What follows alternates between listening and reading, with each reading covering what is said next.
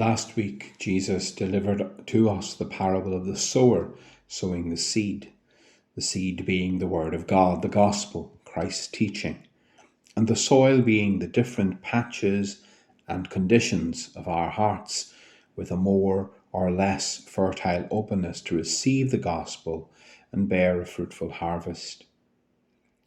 This week, Jesus continues to speak of seeds and sowing. But while the image is the same, this week the seed stands for Christians, people who have taken the gospel to heart and are trying to live their lives according to it. This week, the soil is no longer the human heart, but the world. And Jesus explains that he has planted his followers, Christians, throughout the world as good seed that will, in a sense, colonize the ground and produce a great harvest.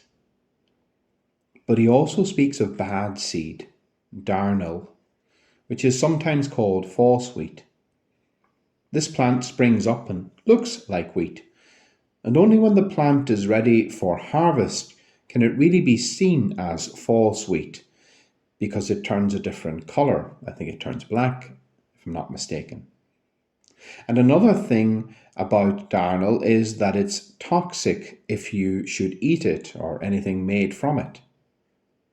But while it is still growing, it could easily be mistaken for real wheat. And that is perhaps why Jesus cautions in the parable to only separate it at the harvest time, which he explains is symbolic of the day of judgment. Only then will it be plain to see who is with God and who stands against him. Though all of us know that it can be so easy to hop one day into one camp and the next into the other. Overall, however, if we are really seeking to be the men and women God made us to be and so dearly wants us to be, then we will, by the grace of God, be found among those who, to quote Jesus, will shine like the sun in the kingdom of their Father. Jesus is warning that at any age of the church, there will always be both wheat and darnel growing and living side by side. True, in some ages the wheat is most prominent and the darnel is less so. In other ages of the church, it might seem like the darnel is crowding out the wheat.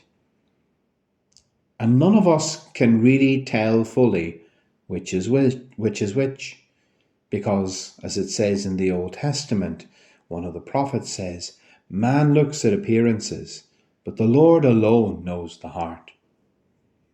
A person's life might be a terrible mess. Their life's path right now might be totally contrary to God and the things of God, but we never know what is going on beneath the surface, nor what has brought them down that bad path in the first place. And we certainly never know what the grace of God might do with that person's heart and soul further down the line to get them back on track. It's so important that we never write anyone off as beyond hope. The mercy of God means that there is always a way back between now and harvest time for anyone who has wandered off. The opposite is true also. Right now, I might be doing really well. I might seem outwardly to be a really holy person. I might even be a truly holy person. But each and every day, I must take up the challenge of remaining faithful to Christ, for each and every day I could so easily begin to step off the path that he has laid out before me, the path of the gospel. And indeed, we all take a few missteps every day here and there.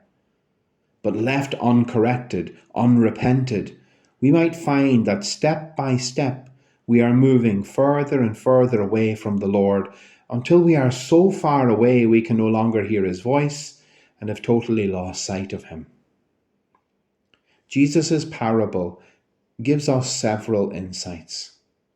Firstly, that the church and the world will always have in its ranks good and bad alike, side by side even.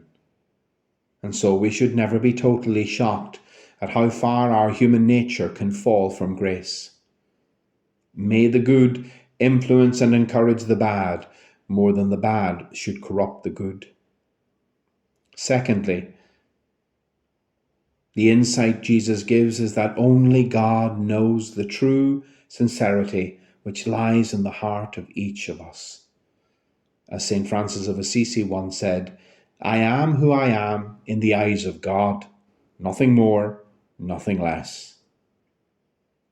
Only God can know us fully, more fully than we know ourselves. Only God knows us, and only He can truly judge us. God alone is my judge. To some, that will be a great consolation. To others, it will be and should be very unsettling. God alone is my judge.